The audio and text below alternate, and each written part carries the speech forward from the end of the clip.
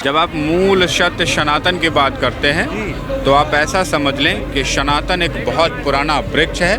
उसकी शाखा के रूप में सिख है, जैन है, बौद्ध है, आर्य है।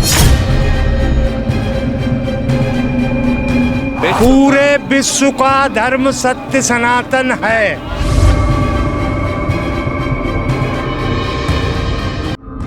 98% मोहम्मदन हमारे सनातन धर्म से कन्वर्ट होके इस्लाम स्वीकार किया। 150 से अधिक ईसाई कंट्री हैं, 50 से अधिक इस्लामिक कंट्री है, लेकिन हिंदू राष्ट्र के नाम पर कुछ भी नहीं। ऐसा कहना है भाजपा के निलंबित विधायक टी राजा सिंह का। दरअसल वो महाराष्ट्र में एक समारोह के दौरान कह रहे थे और कहते हुए उन्होंने बड़ी बातें कह दी। उन्होंने कहा कि 2026 तक भारत हिंदू राष्ट्र घोषित हो जाएगा। ऐसे में लोगों से भी सवाल पूछने की जरूरत है कि क्या वो हिंदू राष्ट्र के हिमायती हैं या फिर नहीं। देश जिस तरीके से चल रहा है उसी तरीके से इसे चलने देना चाहिए, या इसमें परिवर्तन करते हुए धर्मनिरपेक्ष की जो बातें हो रही है उसे अब अखंड हिंदू राष्ट्र के तौर पर जाना जाए, जहां हिंदू भी रहे, मुसलमान भी रहे, सिख भी रहे, ईसाई भी रहे और बाकी और कम्युनिटी के लोग भी रहे। लोगों से पूछने के लिए पहुंच चुके हम सीपी, और सीपी आने का प्रमुख कारण यही होता है कि जनता की राय लेनी होती है। मेरा नाम है गौरव झा, सहयोग कर रहे प्रदीप, और सीपी में कुछ गणमान्य व्यक्ति भी मिले हुए। पूछते हैं, चाचा हिंदू राष्ट्र बनना चाहिए, आप कितने सहमत हैं इनके बयान? मैं बिल्कुल सहमत हूँ, 100% सहमत हूँ, क्योंकि हमारा ये हिंदू राष्ट्र है। हिंदू तो इसी धरती पे है ना, और किसी धरती पे तो है नहीं। अब कहीं हमारे प्रताड़ित होते हैं बेचारे हिंदू लोग होते हैं ना वहाँ पर, हर एक देश में, तो उनको तो कोई जगह नहीं है सिवाय हिंदुस्तान के, तो बेचारे कहाँ जाएंगे, वो सीधे ही आते हैं फिर। तो क्या ये अगर हिंदू राष्ट्र बन जाएगा तो फिर आप बाहरी देश के जो हिंदू हैं उन्हें अपने पास रखेंगे? बिल्कुल रखा जाएगा, क्यों नहीं रखा जाएगा, रखा जाएगा भाई। तो फिर ऐसे में अगर बांग्लादेश से कहीं और से मुसलमान आते हैं तो फिर आप उन पर सवाल क्यों? वो मुस्लिम कंट्रीज के अलग है, उनके लिए एक हिंदू राष्ट्र है ना, तो हिंदू आएगा इसमें। जो बौद्धिक है, ये जो 3-4 जो लोग हैं वो आने चाहिए हमारे देश में, जो दे रखे हैं उसमें कि ये लोगों को आना चाहिए, औरों को नहीं। मुस्लिम को तो कंट्री बहुत सारी है उनकी अपनी, किंतु हमारा संविधान तो ऐसा नहीं कहता ना। संविधान तो कहाँ, किसने बोला संविधान नहीं कहता? संविधान में कहा हिंदू राष्ट्र? उसमें लिखा हुआ है, मुस्लिम के नहीं लिखा हुआ, शुरू से नहीं लिखा। मुस्लिम की कंट्री तो बहुत है, क्या लिखा? बहुत जगह उसमें लिखा है ये आएंगे, ये लोग आएंगे। इसमें आया बौद्ध आएगा, हिंदू आएगा, हैं, और सिख आएगा, और ये जो जैनी आएंगे, ये लोग हैं सारे जो। तो क्या इसमें मुस्लिमों की बात नहीं कही गई? मुस्लिम की है ही नहीं कोई बात। मुस्लिम के तो बहुत बड़े राष्ट्र हैं, हिंदू को एक ही है। फिर संविधान बनने के दौरान ही मुस्लिम लीग से संबंधित बातें क्यों उठ रही थी, क्यों मनाया जा रहा? ये लोग वो उठाते हैं जो चाहते हैं कि हमारा मुस्लिम को अपनी वो बढ़ाएं, संख्या बढ़ाएं। मुस्लिम लोग इस मारे बढ़ाना चाहते हैं, क्योंकि वो उनकी हमेशा ये रहती है कि हम यहाँ पर अपना भी वर्चस्व बनाए अलग से। ठीक है, ये है। आपको भी लगता है सर भारत को हिंदू राष्ट्र बनना चाहिए, या जैसी परिस्थिति है वो बेहतर है? जैसा कि आप समझते हैं कि भारत में बहुत सारे धर्म हैं जी।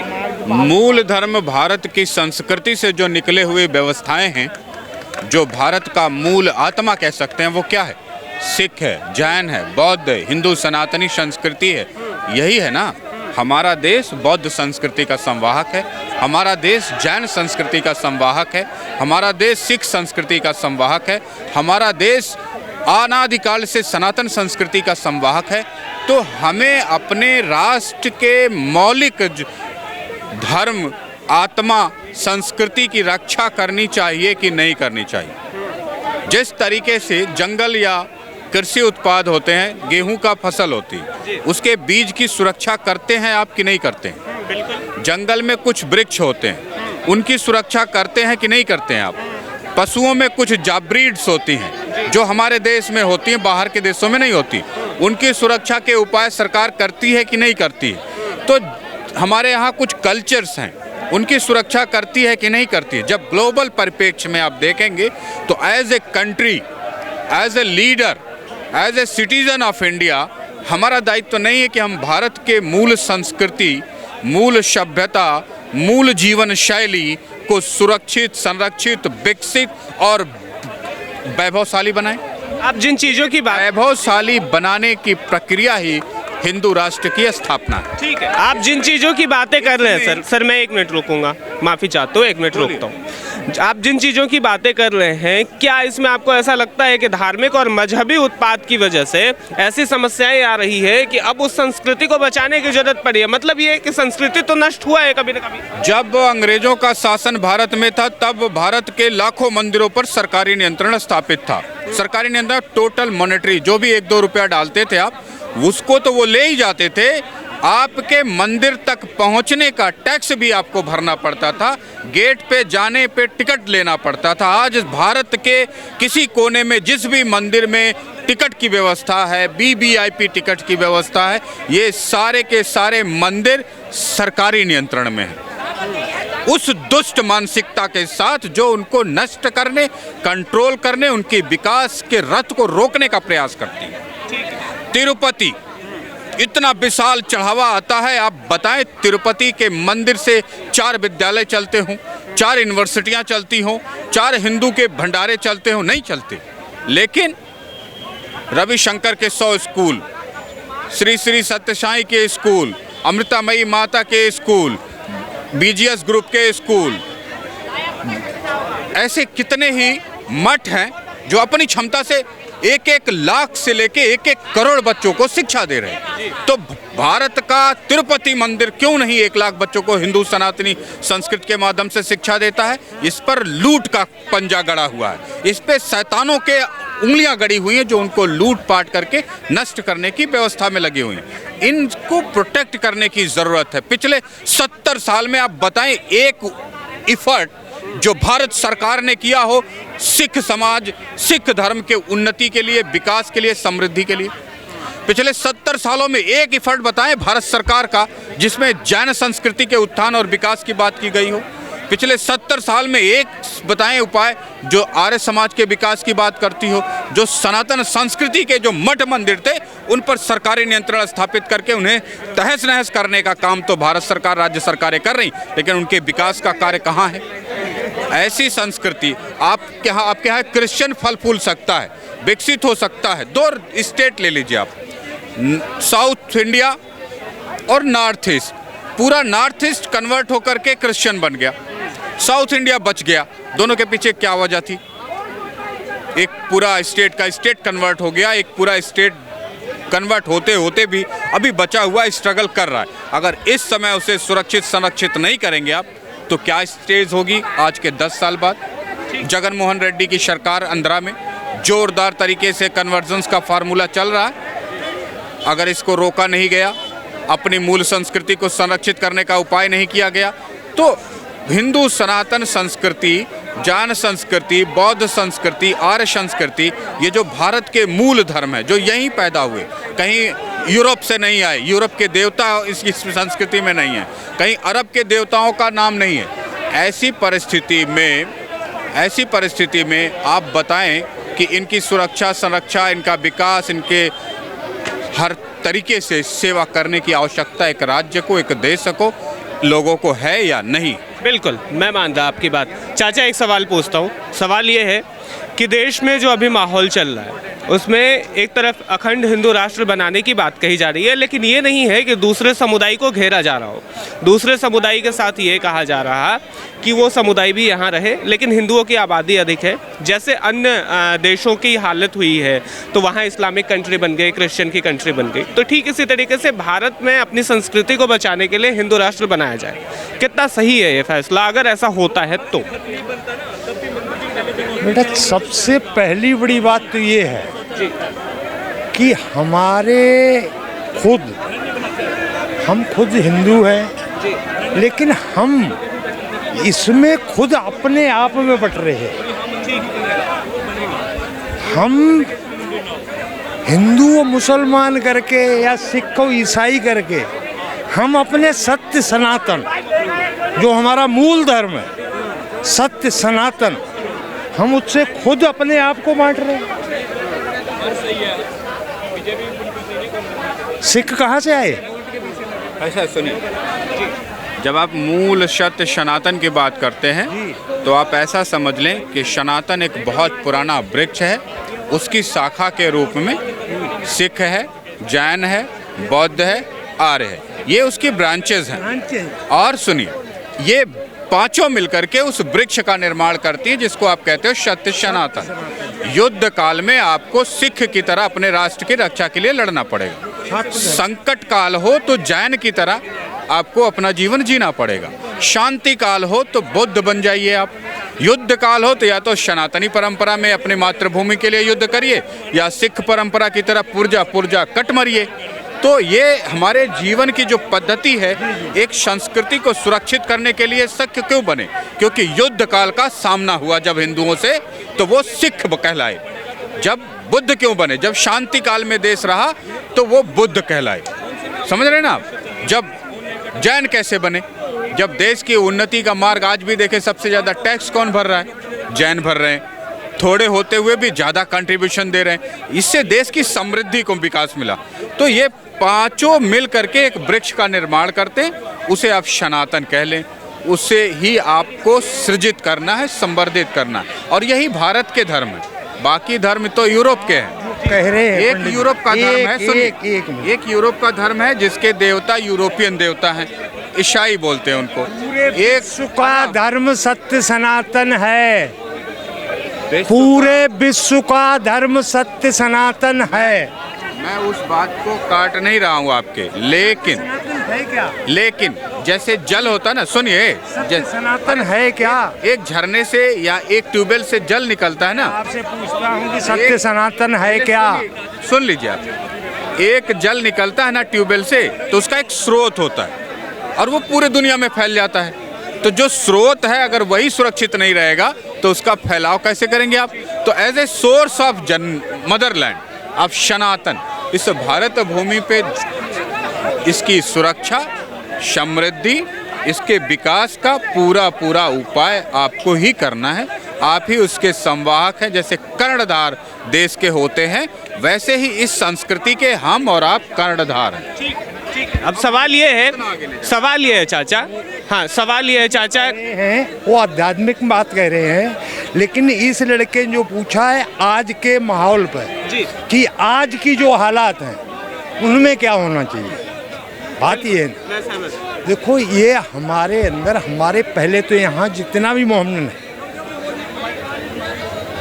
98% मोहम्मदन हमारे सनातन धर्म से कन्वर्ट होके इस्लाम स्वीकार किया। वो गरीबी में किया, दबाव में किया, जैसे भी किया, वो सब हमारे सनातन धर्म से ही कट के ये मुसलमान हिंदुस्तान के अंदर हैं। अब रही बात हिंदू धर्म की या हिंदू राष्ट्र की, तो पहले तो हम सनातन धर्मी लोग हैं। हमें ये सोचना है कि हमारे देश में आज की तारीख में 22 करोड़ मुसलमान हैं जो इस्लाम को मानते हैं। क्या कोई बात नहीं कि अगर हम उन्हें ना तो निकाल सकते हैं देश से, ना उन्हें हम ख़त्म कर सकते हैं, और क्यों करें? जो काम हम करते हैं वही काम वो भी तो करते हैं। वो भी राष्ट्र की सेवा करते हैं, हम भी राष्ट्र की सेवा करते हैं। उनके धर्म से भी राष्ट्रपति रह चुका है। हमने तो कभी सत्य सनातन में हमारे यहाँ कभी भेदभाव ही नहीं हुआ।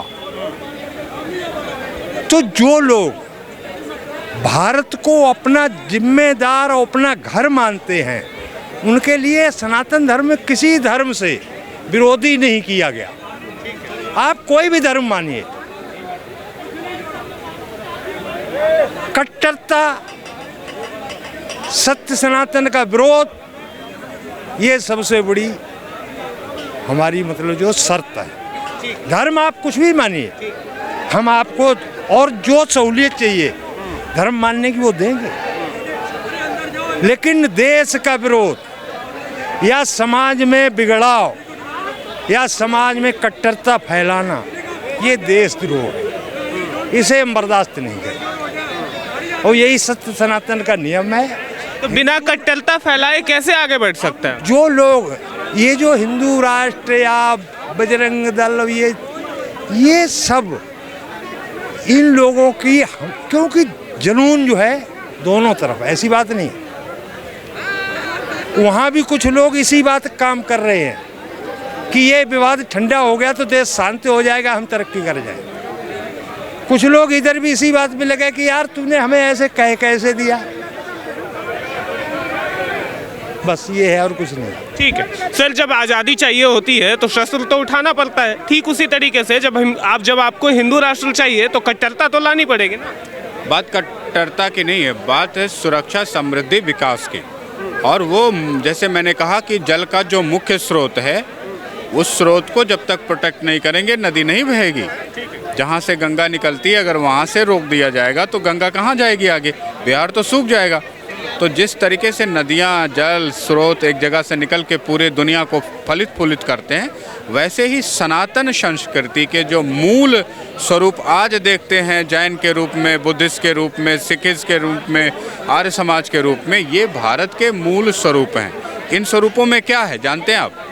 चारों पांचों धर्म जो हैं उसमें सबसे पहले स्त्रियों का सम्मान, गुरुओं की परंपरा है, अहिंसा है, ये इनको बल देते हैं। और इससे ही हमारी संस्कृति का मूल कैरेक्टर निखरता है, इससे ही हमारे धर्म, संस्कृति, देश का जो कैरेक्टर है ना हजारों साल का, वो निखर के आता है। तो अलग अलग समय पे इनका विकास हुआ, ऐसा नहीं कि ये एक ही बार में पांचों शाखाएं निकली, और टाइम के साथ इनका विकास हुआ।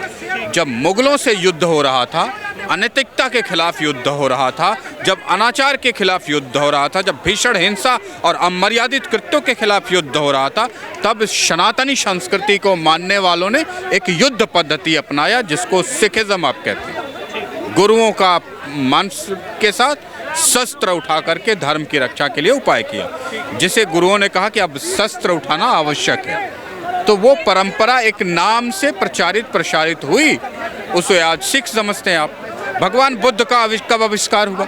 जब समाज में बहुत सारे ढोंग विकसित हो गए, उनको नष्ट करके सही दिशा ले जाने का मार्ग तय किया बुद्ध भगवान ने। उन्होंने अपने जीवन को बड़ा किया, उस पर सिद्धांत को प्रसारित किया। शिक्षा उनको कहाँ से मिली? सनातन के अष्टांग योग से मिली। उनका गुरु भी हिंदू, परिवार भी हिंदू, सनातनी, यानी कि एक समय काल खंड के हिसाब से उसे डेवलप करने की आवश्यकता मिली। आर्य समाज का विकास कब हुआ? आर्य समाज का विकास हुआ ब्रिटिश काल में। ब्रिटिश के युद्ध काल में स्वामी जी लड़के उन्होंने एक मार्ग अपनाया कि हम अपनी संस्कृति से दूर जा रहे हैं, वेदों को भूल रहे हैं, तो उन्होंने कहा वेदों की तरफ लौटो। तो उन्होंने वेद को ही मूल मान करके अपनी हिंदू सनातन संस्कृति की रक्षा का एक मार्ग विकसित किया, जिसे आप आर्य समाज समझते हैं। और फिर आता है सनातनी जैन समाज, वो भी गुरुओं की परंपरा से चलता है। सत्य, अहिंसा, अस्तेय, ये उसके मूल सिद्धांत हैं। यही भारत का मूल व्यवहार है, यही भारत की मूल आत्मा है। इसके विकास को छोड़ करके, इसके विकास से मन मोड़ करके आप ना तो इंसानियत का विकास कर सकते, ना देश का विकास कर सकते, ना भारत का विकास कर सकते। इसमें ईसाइयों के प्रति कोई नफरत की बात नहीं है, इसमें मुसलमानों के प्रति नफरत की बात नहीं, लेकिन जब सिद्धांत उलट जाएगा, आप अनीति के मार्ग पर चले जाएंगे, हिंसा के मार्ग पर चला जाएगा, कोई पूरा दुराचार के मार्ग पर चला जाएगा, तो उसको अंत करने का एक न एक शाखा, एक न एक बेटा, एक न एक ऋषि, एक न एक योद्धा पैदा हुआ है, पैदा होता रहेगा। और आज भी आप मोदी का नाम इसीलिए लेते हैं, योगी का नाम इसीलिए लेते हैं कि वो अत्याचारियों के खिलाफ एक निर्णायक युद्ध की तरह लड़ रहे हैं। ठीक यही है हमारे सनातन ठीक है। सवाल यही है ना कि क्या हिंदू राष्ट्र बना देना चाहिए? बन जाती है तो कोई दिक्कत नहीं होगी किसी? कोई दिक्कत तो किसी को नहीं हो रही ना, जो नेता लोग फूट जा रहे हैं। एक बना रहा है, तोड़ रहा है, बताओ क्या करे? इतने मंदिर तोड़ दिए, बताओ तरीका थोड़ा है? इतने मंदिर बताओ बिहार में तोड़ दिया, क्या कर पाए आप लोग? ठीक है, तो ऐसा तो गलत है ना। अब मोदी की सरकार है, झाड़ू वारे की है, तो ऐसा क्यों कर रहे हो आप? जब मेट्रो वो नहीं चाहता था, तो इसके लिए इंसान को तो खुद इंसान बनना पड़ेगा ना। हम तो बनना पड़ेगा सर, खुद ही बनाते हैं, खुद ही तोड़ते हैं, तो गलत है ना। देखो, तो ऐसा काम क्यों करो? जड्डा भड़क पड़े। ठीक, जनता से एकता होनी चाहिए, काम से जब भी चल सकता है। ठीक। तो यहाँ हम टी राजा सिंह के बयान पर लोगों से प्रतिक्रिया जान रहे थे और साथ ही बहुत कुछ जानने का मौका भी मिला। कुछ चीज़ें ऐसी होती है ना जो कभी कभी नहीं होती है और आपके समझ में नहीं होती, लेकिन यदि कोई व्यक्ति सामने कह रहा हो और अच्छी बातें कह रहा हो तो सुनने में कोई आपत्ति नहीं है, उससे सुनकर सीखा ही जा सकता है। तो बहुत चीज़ें सीखने को मिली है, आपको भी वीडियो के जरिए सीखने का मौका मिला होगा, आप भी समझे होंगे। बाकी सबके अपने अपने विचार हैं, हर कोई अपना विचार रखने के लिए स्वतंत्र है। ऐसी और तमाम वीडियोज हम आपके बीच लेकर आते रहेंगे। सहयोग कर रहे थे प्रदीप, मेरा नाम है गौरव झा, आपका अपना चैनल है भैया जी गजब। देखते रहिएगा, सब्सक्राइब भी करिएगा और शेयर जरूर मार दीजिएगा अगर पसंद आए तो।